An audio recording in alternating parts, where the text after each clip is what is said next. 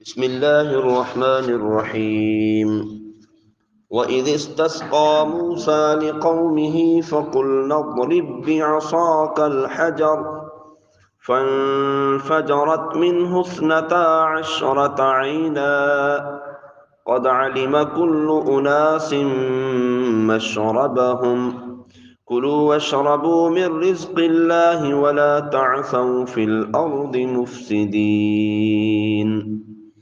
اور یاد کرو جب موسیٰ نے اپنی قوم کے لیے پانی طلب کیا تو ہم نے فرمایا کہ پتھر پر اپنا عصا مارو، تو فوراً اس میں سے 12 چشمے بہہ نکلے، اور ہر گروہ نے اپنے پانی پینے کی جگہ کو پہچان لیا، اور ہم نے فرمایا کہ اللہ کا رزق کھاؤ اور پیو اور زمین میں فساد نہ پھیلاتے پھرو۔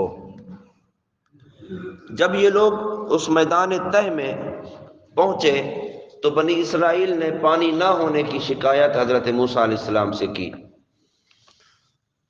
تو حضرت موسیٰ علیہ السلام کو اللہ تعالیٰ کی طرف سے حکم ہوا کہ اے موسیٰ، یہ جو عصا ہے تمہارے پاس، اس عصے کو پتھر پر مارو۔ چنانچہ آپ نے اس عصا کو پتھر پر مارا تو پتھر سے پانی کے 12 چشمے جاری ہو گئے۔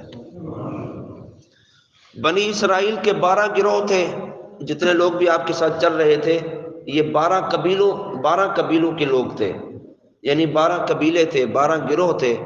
تو پتھر پر عصا مارا تو اس سے 12 چشمے جاری ہو گئے، ہر قبیلے کے لیے الگ الگ چشمہ، اور ہر ایک نے اپنا اپنا چشمہ منتخب کر لیا۔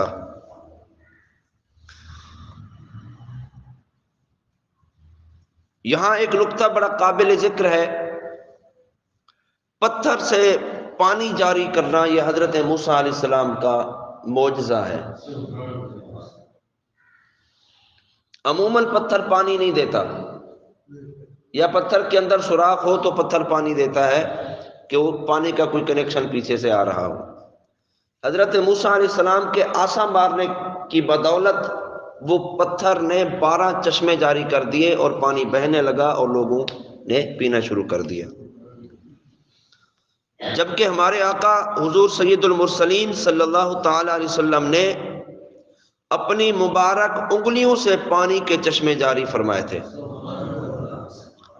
وہ بھی معجزہ ہے کہ پتھر سے پانی نکلا، اور یہ اس سے بھی بڑا معجزہ ہے کہ انگلیوں سے پانی کے چشمے جاری ہو گئے۔ شیخ عبدالحق محدث دہلوی رحمۃ اللہ تعالی علیہ آپ فرماتے ہیں، حضرت موسیٰ علیہ السلام کا یہ معجزہ کہ وہ پتھر سے پانی رواں فرما دیتے اور پتھر سے چشمے برآمد ہو جاتے، تو ہمارے نبی صلی اللہ تعالی علیہ وسلم نے اپنی انگلیوں مبارک سے پانی کے چشمے جاری فرما دیے۔ پتھر تو زمین کی جنس سے ہے، بعض اوقات کنیکشن مل رہا ہو تو پتھر سے پانی بہتا بھی ہے، لیکن اس کے برخلاف گوشت اور پوست اور ہڈیوں سے تو پانی کبھی نہیں نکلا۔ تو وہ حضرت موسیٰ علیہ السلام کا معجزہ تھا کہ پتھر سے پانی کے چشمے جاری کیے۔ ادھر نبی کریم صلی اللہ علیہ وسلم کا اس سے بھی بڑا معجزہ ہے کہ اپنی انگلیوں سے پانی کے چشمے جاری فرما دیے۔ سیدی اعلیٰ حضرت فرماتے ہیں، انگلیاں ہیں فیض پر، ٹوٹے ہیں پیاسے جھوم کر، ندیاں پنج آب رحمت کی ہیں جاری واہ واہ۔ 5 انگلیوں سے نبی کریم صلی اللہ علیہ وسلم نے پانی کے چشمے جاری فرما دیے۔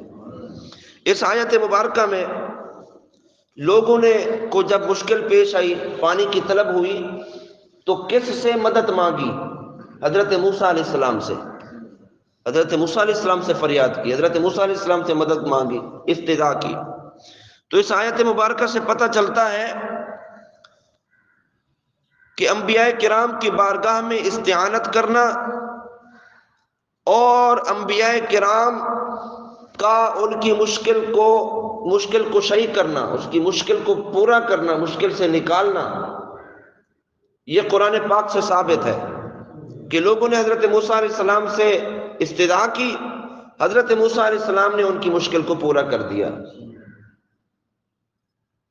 حالانکہ مدد تو اللہ سے مانگنی چاہیے، مشکل کشا تو اللہ ہے، یہاں بنی اسرائیل حضرت موسیٰ علیہ السلام سے مدد مانگ رہے ہیں اور حضرت موسیٰ علیہ السلام ان کی مشکل کشائی کر رہے ہیں۔ آسا حضرت موسیٰ علیہ السلام نے مارا تھا نا، اللہ نے تو نہیں مارا تھا، حضرت موسیٰ علیہ السلام نے مارا تھا۔ تو قرآن یہ بتاتا ہے کہ اللہ کے علاوہ اللہ کے برگزیدہ بندوں سے مدد مانگی جا سکتی ہے، اور قرآن یہ بتاتا ہے کہ اللہ کے علاوہ اللہ کے مقبول بندے بھی لوگوں کی مدد بھی کرتے ہیں، ان کی مشکل کشائی بھی کرتے ہیں۔ اور اس کی بہت ساری مثالیں اور بہت سارے واقعات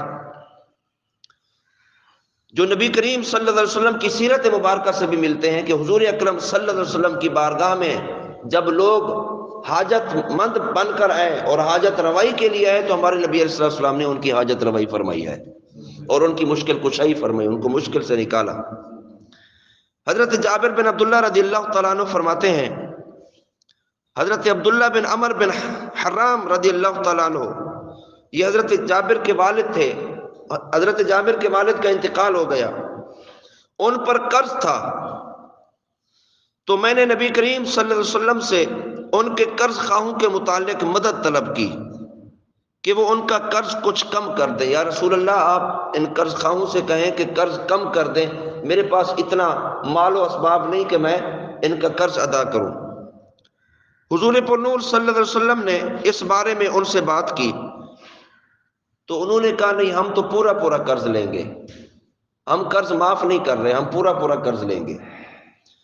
تو آپ صلی اللہ علیہ وسلم نے مجھ سے ارشاد فرمایا کہ اے جابر، تم جاؤ ہر قسم کی کھجوروں کو الگ الگ ڈھیریوں میں تبدیل کر دو، ڈھیریاں بنا دو، پھر مجھے پیغام بھجوا دینا۔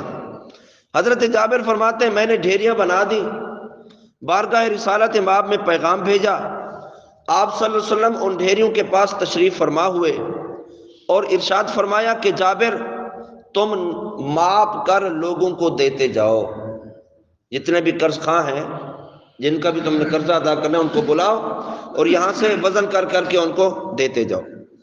حضرت جابر فرماتے ہیں میں نے کھجوریں ماپ کر لوگوں کو دینیاں شروع کر دی، یہاں تک کہ سب قرض خواہوں کا قرض اتر گیا اور میری کھجوریں ایسے لگ رہی تھیں جیسے ان میں سے ایک کھجور بھی کم نہیں ہوئی۔ ایک وقت وہ تھا کہ مال و اسباب کے لیے عرض کر رہے تھے کہ میرے پاس اتنا مال نہیں، کیسے قرض ادا کروں، اور لوگوں نے کہا نہیں، ہم تو پورا پورا قرض لیں گے۔ اب حضور صلی اللہ علیہ وسلم کی عطا دیکھیں، حضور ان ڈھیریوں پر تشریف فرما ہوئے، نبی علیہ السلام وہاں بیٹھے اور حکم فرمایا جابر دیتے جاؤ۔ حضرت جابر بانٹتے گئے، قرض بھی اتر گیا اور کھجوروں میں سے بھی ایک کھجور کم نہیں ہوئی۔ تو بتائیے یہ مدد ہے یا نہیں، یہ مشکل کشائی ہے یا نہیں؟ حضرت سالم بن ابی جعد رضی اللہ تعالیٰ عنہ حضرت جابر بن عبداللہ سے روایت کرتے ہیں کہ حدیبیہ کے دن لوگوں کو پیاس لگی، نبی کریم صلی اللہ علیہ وسلم کے سامنے چمڑے کا ایک تھیلا تھا جس میں وضو کے پانی تھا، حضور وضو فرما رہے تھے، صحابہ کرام حضور کی بارگاہ میں ہلکا ڈال کر کھڑے ہو گئے اور حضور نے ارشاد فرمایا کیا بات ہے؟ صحابہ کرام نے عرض کیا یا رسول اللہ، ہمارے پاس پانی موجود نہیں، ہم کس چیز سے وضو کریں اور کس چیز سے ہم پئیں؟ صرف وہی پانی ہے حضور جو آپ کے پاس موجود ہے۔ حضور اکرم صلی اللہ علیہ وسلم نے اپنا دست مبارک اس تھیلے میں رکھا تو آپ کی مبارک انگلیوں سے پانی چشموں کی طرح جوش مارنے لگا، پھر اس سے ہم نے پانی پیا بھی اور وضو بھی کیا۔ حضرت سالم نے حضرت جابر سے پوچھا آپ اس وقت کتنے آدمی تھے؟ حضرت جابر نے فرمایا اگر ہم 1,00,000 بھی ہوتے تو وہ پانی پورا ہو جاتا، لیکن اس وقت ہم صرف 1500 افراد تھے۔ ایک تھیلے پانی میں حضور نے ہاتھ رکھا اور تھیلے سے پانی نکلنے لگا، حضور کی انگلیوں مبارک سے پانی جاری ہوا، 1500 افراد نے پانی پیا اور وضو بھی کیا، اپنی ضرورت کو بھی پورا کیا ہے۔ تو بتائیے یہ مشکل کشائی ہے یا نہیں؟ تو اللہ کے علاوہ اللہ جنہیں اختیار دیتا ہے وہ بھی مشکل کشائی فرماتے ہیں۔ انسانوں کے علاوہ حیوانات نے بھی اپنی تکلیف پیش کی، حضور پر نور صلی اللہ علیہ وسلم نے ان کی تکلیفوں کو دور کیا، جمادات نے اپنی مرادیں عرض کی، حضور نے ان کی مرادوں کو پورا فرمایا۔ اور آگے ارشاد فرمایا کلو وشربو، کھاؤ اور پیو۔ حضرت موسیٰ علیہ السلام کی قوم سے فرمایا گیا کہ آسمانی طعام من اور سلوہ جو آسمان سے اترتا تھا اس کو کھاؤ اور اس پتھر کے چشموں کا پانی پیو، تو تمہیں فضل الہی سے بغیر محنت کے اللہ نے تمہیں عطا کیا ہے۔ اور اس بات کا خیال رکھو کہ فتنہ فساد سے بچتے رہنا اور گناہوں میں نہ پڑنا۔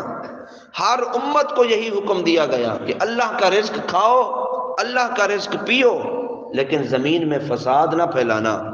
یعنی رزق کے استعمال سے منع نہیں کیا، بلکہ حرام کمانے سے منع کیا، حرام کھانے سے منع کیا، کھا کر خدا کی ناشکری سے منع کیا اور نافرمانی سے منع کیا ہے۔ کھانے سے منع نہیں کیا، رب کا رزق کھاؤ لیکن فساد نہ پھیلاؤ۔ اب ظاہر ہے جو سودی کاروبار کرے وہ بھی تو فساد ہے، جو حرام کے لین دین کرے وہ بھی تو فساد ہے، جو حرام کھائے اور حرام کھلائے یہ بھی ایک فساد ہے۔ تو فرمایا رب کا دیا ہوا رزق کھاؤ، یعنی حلال طریقے سے اللہ تعالیٰ نے جو میں عطا فرمایا ہے وہ کھاؤ، حرام طریقے کی طرف نہ جانا۔ اگر تم اس طرف چلے گئے تو پھر یہ فساد ہوگا۔ تو اللہ رب العالمین ہم سب کو بھی احکام قرآن کے مطابق رزق حلال نصیب فرمائے، اور رزق حلال میں اللہ تعالیٰ برکت عطا فرمائے، اور حرام سے ہم سب کو محفوظ فرمائے۔ وما علینا الا البلاغ۔